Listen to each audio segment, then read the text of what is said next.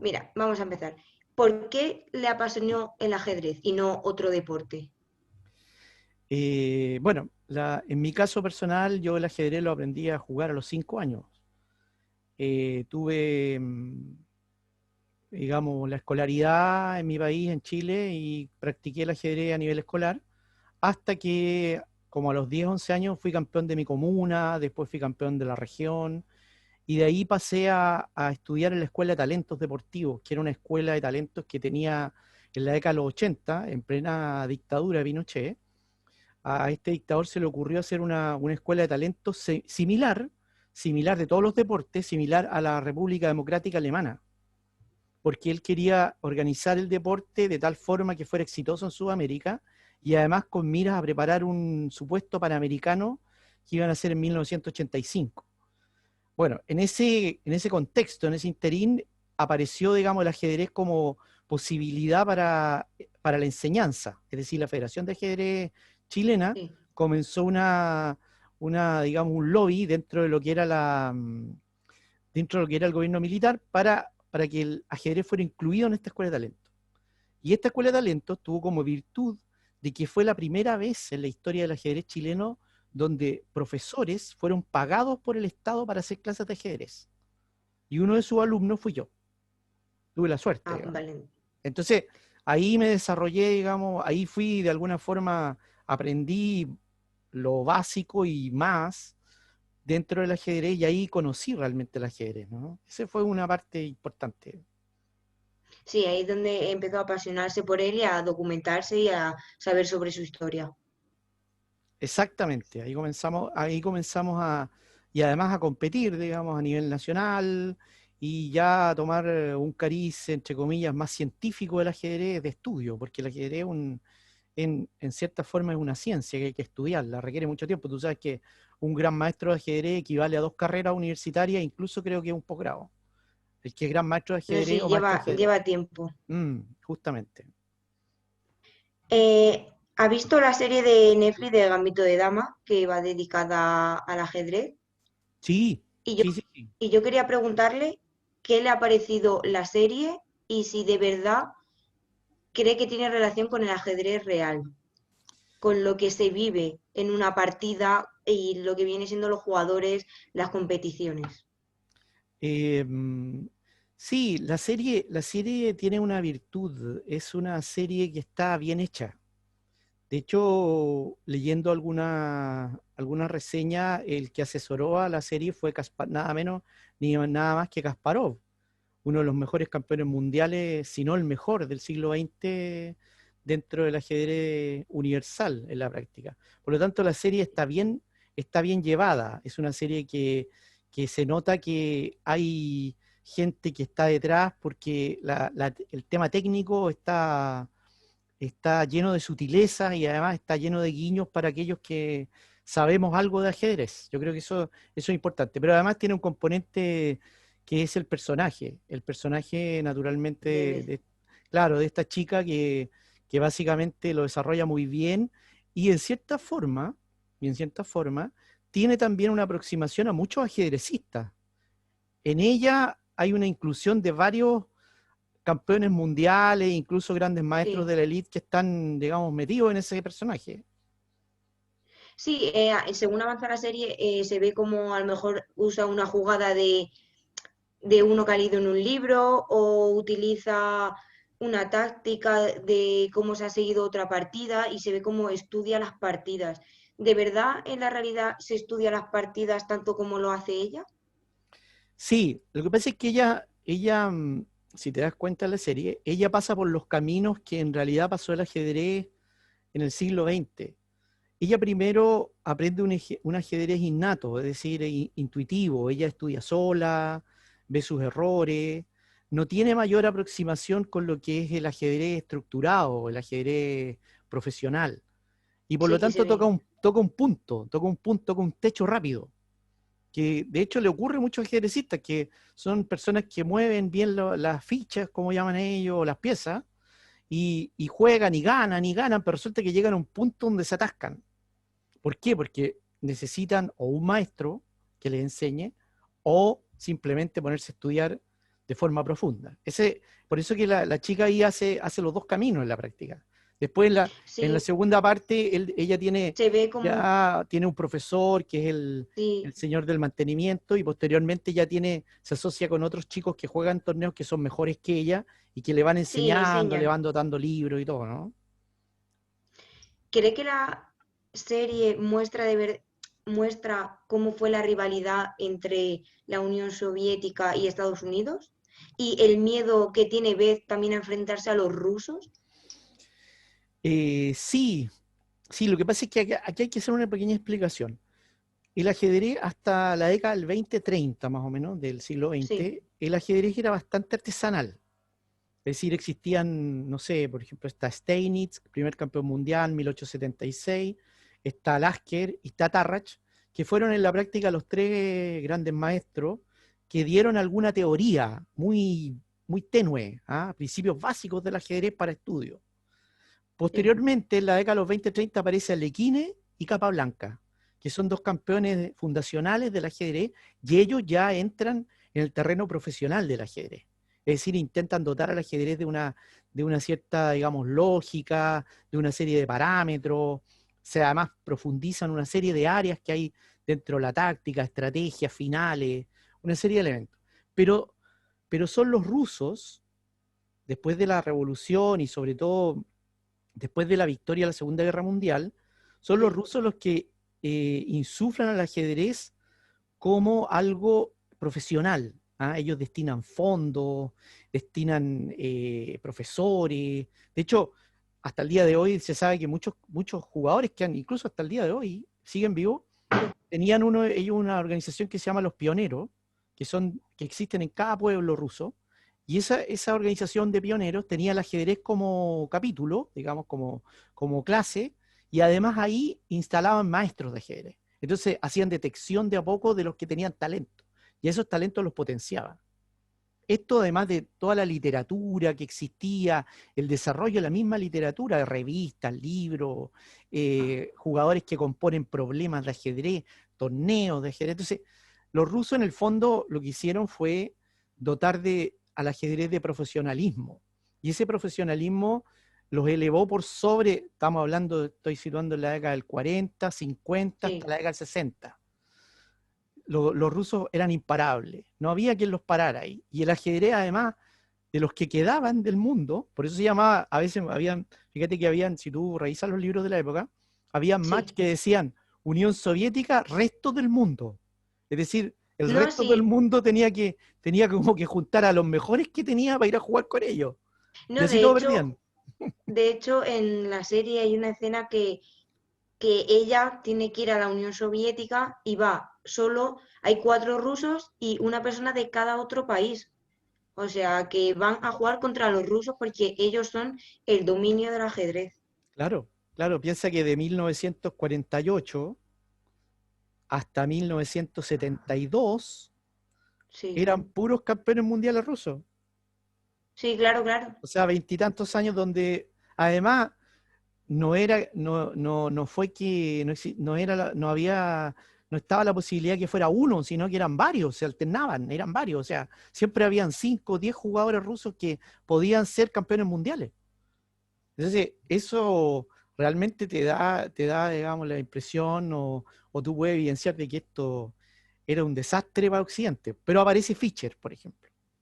Aparece Claro, eso, James Fischer en la década del 50 y él justamente es el que rompe el que rompe eso, claro. esa Ahora tradición, quería ¿no? preguntarte sobre ello porque quería preguntarte que si cree que tiene alguna similitud lo que quieren representar con Beth con Fischer, que fue el que ganó a, a los rusos y fue el que rompió la hegemonía rusa en aquel momento. Claro, lo que pasa es que también aquí ya entramos en la arena política, es decir, el ajedrez, al tener esta potencia en la Unión Soviética, no solamente el ajedrez, habían varios deportes, ¿ah? El básquetbol, fútbol no les dio, Sí, sobre todo atletismo, baloncesto. claro, También habían de los juegos. varios, hockey también, hay varios, Mm, varios deportes, pero el ajedrez era una suerte de ícono para la Unión Soviética y que llegara este jugador Fischer, digamos, a desafiar eso, era simplemente impensado. Por lo tanto, Fischer va a romper esta hegemonía y también le va a traer muchos problemas políticos a la Unión Soviética. Eso es la verdad. Claro, no, yo es que según he leído y según me he informado, de hecho, Fischer se negó incluso a jugar una partida y fue el gobierno el que le dijo que tenía que jugar esa partida, más que Claro, nada por política. es que como tú sabes, la Guerra Fría se desarrolló en varios escenarios. Esa es una de las Claro, características del sistema de claro, la Guerra Fría. por Se eso. desarrolla, y uno de los escenarios donde se desarrolló fue en Reykjavik, Islandia, en 1972, cuando En se la, enfrenta Fischer con Spassky. con Spassky, claro. Eso era a lo que yo quería llegar, que se introdujo tanto la política y la guerra en el ajedrez que llegaron hasta ese punto, obligar a un jugador a tener que jugar esa partida por su país. Y porque ya no se jugaba una partida solo de ajedrez, como que se jugaba un país contra otro, un bloque como era la OTAN contra los otros, ¿sabes? O sea que era curioso. Quería preguntarte tú qué opinas de que el ajedrez se introdujera tanto a nivel de obligar a una persona a jugar una partida solo por como el honor de mi país y que tiene que ganar y no tenemos que perder contra los rusos. Sí, ahí hay que hacer algunas sutilezas, sí. Fischer en la práctica siempre fue sospechoso para Estados Unidos, para el Departamento de Estado norteamericano. Así como es la chica de, eso lo personifican bien, como es la chica de la serie, de Queen Sí, Gambit, eh, Fischer era sospechoso, porque no era un tipo controlable. ¿Ah? Entonces, ¿qué pasa? Fischer cuando va a jugar con Spassky, él pierde las dos primeras partidas. Él sí, pierde de la hecho una primera vez que llegó partida tarde. y la segunda ni siquiera se presenta. Estamos hablando de un match por el campeonato del mundo. No es un torneo cualquiera, no, es el match. Claro, El tipo simplemente no se presenta, pero él no se presenta no por las razones que se pensaban que eran políticas, él no se presenta porque él tiene un problema, digamos, que después se diagnosticó que era al parecer esquizofrenia, ¿no? sí, Él tenía problemas mentales. Entonces él tenía paranoia, decía que lo perseguían, que los rusos, que tenían unos, no sé, cámaras o cosas que le soplaban. Bueno, el tema es que en esa noche, con la segunda derrota, lo llaman por teléfono directamente, el secretario de Estado le dice, tienes que ir a jugar, le dice, porque está involucrado el honor de Estados Unidos, porque además toda la claro, prensa mundial mirando este campeonato. claro, era lo que quería yo llegar, que como ya no se jugaba solo una partida, sino se jugaba el honor de ambos países. Pero Fischer no se enteraba de esto. Si es que esa es la gran paradoja de esto. En el lado soviético era un desastre esto. Porque piensa que antes, no se habla de eso, pero un poco lo que pasó con la chica de Queen Gambit, que Sí, Fischer va derrotando como palitroque a todos los anteriores, porque los rusos además jugaban en bloque y eso es cierto. Ellos sí. mandaban a jugar a los mejores primero, como en el rugby, para votarlo. Pero Fischer se encargó de, además, no de derrotarlos, de barrerlos. Él barrió en un candidato, en un match anterior a Spassky, a Mark Taimanov, que era uno de los mejores jugadores dentro de los 10 mejores, lo barrió, y a Taimanov le valió una degradación en la Unión Soviética, porque era imposible que perdiera 6-0. Los soviéticos dijeron que el tipo se había dejado perder por Fischer. Sí, no, de hecho, yo he leído que para su gobierno era como una traición. Fue como una traición perder y le acusaron de traición a su país. Claro, y él era pianista, era matemático, y lo degradaron, y no les permitían hacer las cosas. Entonces, este Fischer, digamos, era una especie de portento, que claro, cuando ocurre esta situación, él en la práctica no se da cuenta, no se da cuenta. Pero él siempre dijo que él le iba a ganar a Spassky. Nadie le creyó, nadie le creyó. E incluso le dio dos partidas de más, o sea, le dio dos partidas de handicap, digamos. Le dijo, Sí, de toma, que, toma, gana dos y bueno, te voy a ganar las que quedan. Ese era el nivel. Yo creo que ahí hay que hacer una sutileza porque, claro, atrás está la lucha, naturalmente la lucha de los dos bloques en plena Guerra Fría álgida, el año 72, claro, y eso es cierto, pero además está esto del ajedrecista que es un personaje un poco etéreo, digamos, como lo personifica bien en Queen Gambit, digamos, una persona que vive como en un planeta aparte, lejos de todas estas componendas terrenales, digamos, ¿no? Estos Sí, cables a que no se tierra que hay. relaciona. Claro, no hay mucho vínculo ahí. ¿M? De tal forma que Fischer después de que gana desaparece prácticamente de la escena mundial y ahí viene otra controversia que es la que ocurre con Karpov, porque mira, acá hay que hacer una precisión. El ajedrez en Sí, realidad, para hacer una cronología poco arbitraria, pero existen en realidad en el siglo XX, podríamos decir, tres periodos. Uno es hasta el año 2030 en que aparece Alekhine y Capablanca. Después está este sí, periodo soviético, digamos, este periodo soviético que dura hasta 1972, hasta Fischer, básicamente. sí. Y después viene ya el periodo más contemporáneo donde aparece Karpov, Kasparov, que esos ya marcan otra línea, otro tipo de juego, otro sistema de lo que es el mundo del ajedrez. ¿Mm? Es diferente. Por lo tanto, aquí viene la controversia que hasta el día de hoy, de que dicen algunos no, si Fischer le ganaba a Karpov de nuevo, porque el nuevo retador contra Fischer era otro ruso. Es, Claro, es que yo por lo que sé, eh, la hegemonía rusa también siguió, porque los rusos siguieron ganando. sí, Aunque Fischer rompió la hegemonía desde el año, como tú dices, desde los 40 hasta los 70, pero siguieron ganando después de eso. Aunque a él le acusaran de traición, los rusos como siguieron con su hegemonía y su muestra de poder con el ajedrez con otros jugadores. correcto, correcto. Y el tema es que Fischer, bueno, Estados Unidos, pero había la impresión que ya el Departamento de Estado, los norteamericanos ya sabían que Fischer estaba un poco, digamos, desequilibrado y si ganó este campeonato mundial el año 72, ya para la siguiente no sabíamos qué iba a pasar. Algunos especulan de que en la práctica Fischer se fue porque no era capaz de ganarle a Karpov. Eso, es decir, con suerte empataba, porque el tema es que técnicamente Karpov y Kasparov inauguran otro tipo de ajedrez que es diferente. Por lo Sí, que tanto, no es el que jugaba Fischer. correcto. Y no es el que juega, y no es tampoco el que juega ahora Carlsen, por ejemplo, este noruego. Entonces, van cayendo los jugadores que están atrás, es decir, los jugadores que vienen desde atrás les cuesta mucho remontar eso. Por lo tanto, la posibilidad de que Fischer le ganara nuevamente a un ruso, en este caso a Karpov, no es Spassky, dicen que es altamente improbable. Por eso que Fischer en realidad se corrió un poco, se salió del sistema, digamos, Sí, no volvió. no volvió. Ahí hay como hay una controversia, bueno, esto es especulación que da para muchas cosas. Pero como te digo, siguió, porque ¿qué pasa? Fischer pierde, aparece Karpov, pero aparece otro jugador que también tiene una controversia similar, que es Korchnoi. Sí.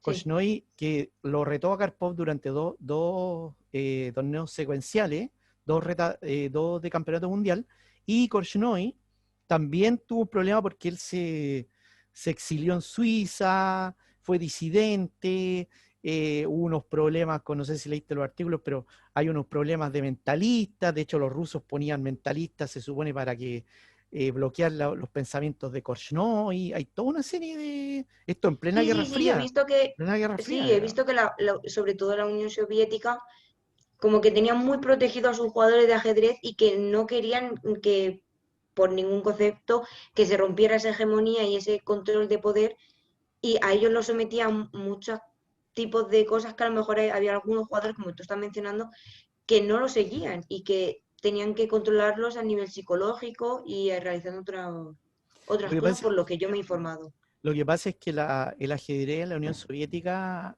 era un rockstar, digamos. O sea, Spassky cuando bajó al con Fischer, en el año 72, él es un rockstar.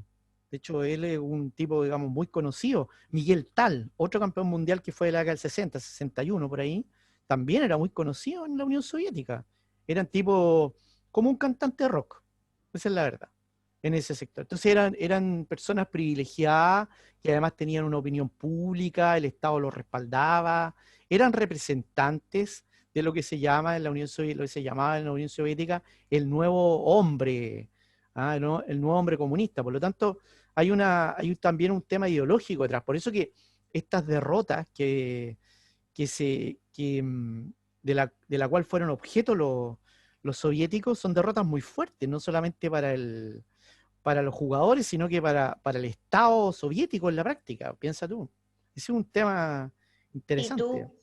usted cree que Fischer rompiera eso, la hegemonía de los rusos, de la Unión Soviética, influyó de manera positiva a la Guerra Fría? ¿A que Estados Unidos finalmente pudiera, de cierto modo, en ese momento, tener más poder mediante el ajedrez? Sí, sí, influye porque ya hacia la década del 70, ya en los 80, el régimen soviético se sabe que estaba en un proceso de descomposición. Por lo tanto, esto venía como a un poco a refrendar esa situación en la que se encontraba, ¿no? Pensemos que los soviéticos eran líderes en el espacio, por ejemplo, en la guerra espacial, digamos, en esto de llegar a la luna, del hombre en el espacio, fueron líderes en el Sí, año sí, sí, 50, o 60, sea, entonces al año 70 ya como que estaban un poco decaídos los soviéticos. Piensa que el año 68 hubo la primavera de Praga, es decir, hay nuevos aires políticos y por lo tanto con esos nuevos aires políticos el régimen soviético se vuelve más rígido, más defensivo, más cerrado y por lo tanto como está en decadencia necesita imperiosamente buscar algo que le dé un poco de aire. Y en este caso el único aire que le quedaba era quizás Spassky, estos jugadores soviéticos, pero que en la práctica Fischer los destrozó, los humilló en la práctica, los humilló. Ese es el tema. No es que les ganara, los humilló. claro, claro, es que por lo que leí y lo que hemos estado comentando, le ganó de tal manera que su propio país como le tachó de traidor. Y claro, obviamente Estados Unidos logró llegar a la Luna, cosa que los rusos intentaron, pero no llegaron. Que hubo otros elementos por los que la guerra, aparte de lo que podría denominarse una guerra, había otros elementos como el ajedrez, la lucha por el espacio, el avance tecnológico, porque en los avances tecnológicos también, pero el ajedrez es uno de los deportes en general, fueron una cosa determinante en la que se vio la hegemonía de un lado y de otro. Mm. Porque, vale, en el baloncesto, por ejemplo, Estados Unidos siempre ha tenido la hegemonía. Y en ese momento sí que se jugó en los Juegos Olímpicos, que se disputó, pero claro, el ajedrez era curioso porque tuvo una hegemonía Rusia, se rompió por un momento, pero pareció que luego volvía a tener esa hegemonía con los nuevos jugadores. Sí, lo que pasa es que igual el ajedrez es cultural en la Unión Soviética y con estos 20 años donde el ajedrez prácticamente se puso pantalones largos, para ponerlo en términos coloquiales, en la práctica tributó para que siguieran con esta escuela. De hecho, a la caída del muro de Berlín, el año 89-90, Sí. el ajedrez sufre otra revolución porque muchos maestros rusos se vienen a Occidente y comienzan a abrir escuelas en Occidente y el ajedrez en la práctica se vuelve a atomizar. ¿Mm? Eso es importante tenerlo en consideración. Se vuelve a atomizar porque hay una dispersión de los maestros soviéticos. Es decir, tú puedes ver, España de hecho tiene un campeón mundial, Chirov, que Sí. ahora Chirov fue español, Chirov me parece que era lituano, después se nacionalizó español, fue campeón mundial, ahora se volvió creo que ser lituano. Entonces, muchos rusos comenzaron a jugar por España, por otros países, y ya la cosa se atomizó, digamos, se dispersó. Eso fue a partir de la caída del muro de Berlín. Pero los rusos siguen Sí, teniendo esta hegemonía de escuela más que nada, porque bueno, al final tú sabes que hay una sumatoria, ¿no? Entre los rusos y sí. Fischer, entre los rusos y Fischer, ambos lo que hicieron, lo que lograron en la práctica fue profesionalizar el ajedrez. Fischer lo que hacía era exigir en Occidente lo que los rusos Lo que tenían, había, claro. sí, lo que había Por eso que en la Unión Soviética. era sospechoso siempre. De hecho, o sea, Fischer leía unas revistas rusas que les traían a una librería en Nueva York, las leía para callado, lo espiaba la CIA, a ver si no era, pensemos que en la época del macartismo, donde se perseguían a los comunistas en Estados Unidos. Entonces, Fischer también era un personaje, claro, le sirvió en alguna época, pero era un personaje opaco, no era claramente lo que lo que llaman los norteamericanos un patriota. O sea, ese es un elemento interesante a tener en consideración.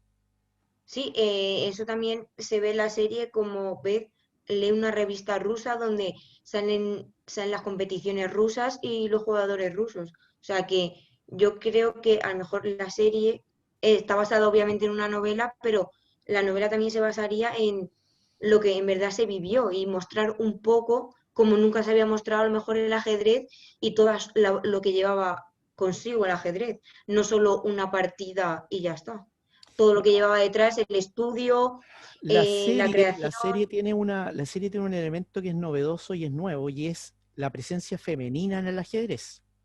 Es Sí, decir, resume una serie de elementos que son característicos del ajedrecista masculino, pero lo lleva pone en el tapete a la mujer en el ajedrez, lo cual es un tema nuevo eso. ¿Ah? Hasta hace poco, hasta hace no 20, 30 años, las mujeres en la práctica no aparecían en el ajedrez. Incluso hay algunos campeones mundiales que llegaron a decir que las mujeres no servían para el ajedrez.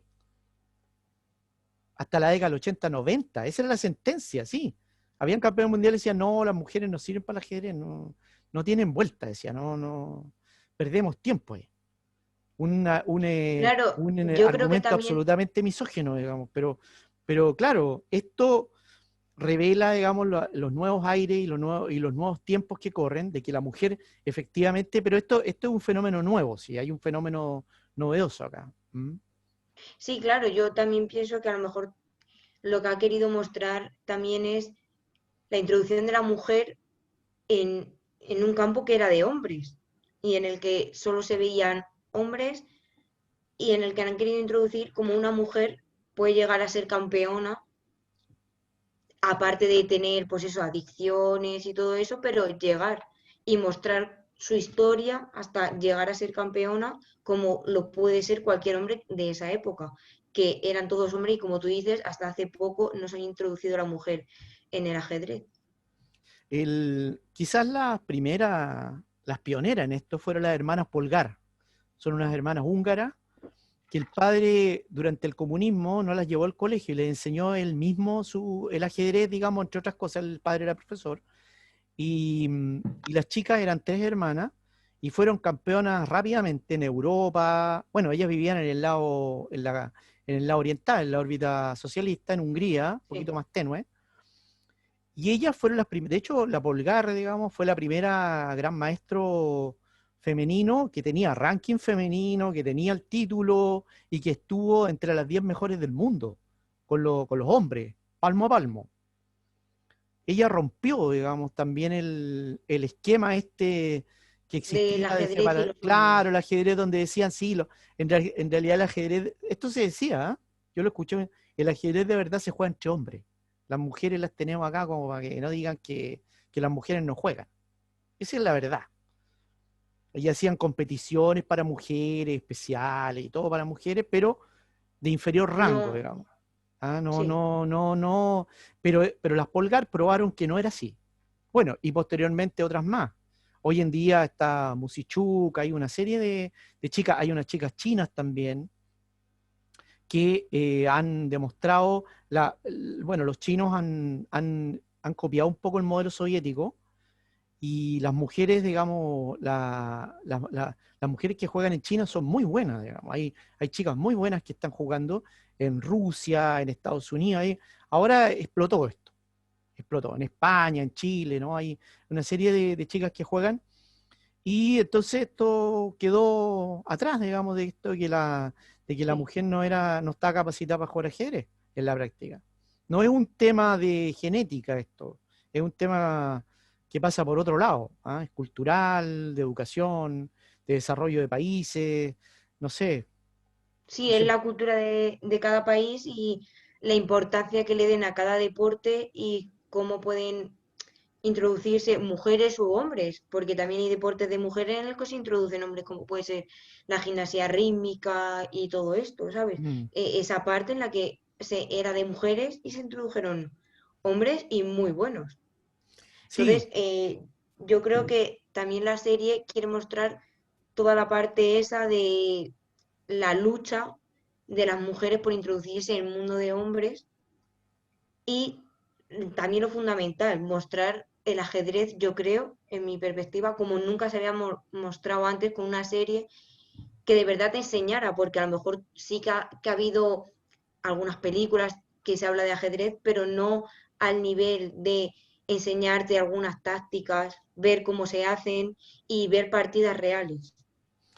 O sea, creo que yo la pienso serie en tiene eso. también una virtud respecto al personaje, en Mm, que esta chica, ella en el fondo tiene una lucha constante contra la masculinidad, porque si tú te das cuenta, la serie en general siempre la están mirando en menos, sobre todo al principio. sí, Es decir, está encarnado este problema, digamos, que vivimos, esta especie de revolución, de transformación, donde la mujer entra directamente al ajedrez y en esta serie la encarna bien porque siempre esta chica era mirada, no, pero si es una chica, ¿cómo va a jugar bien ajedrez? O sea, no, no, no. Va encima es guapa, así como que es una cara bonita, digamos, no, no puede ser que juegue ajedrez bien, no puede ser que le gane a los campeones mundiales, digamos. Entonces, hay un tema también que es muy, muy actual. Eso yo creo que es importante. Lo lleva, digamos, a la arena contemporánea.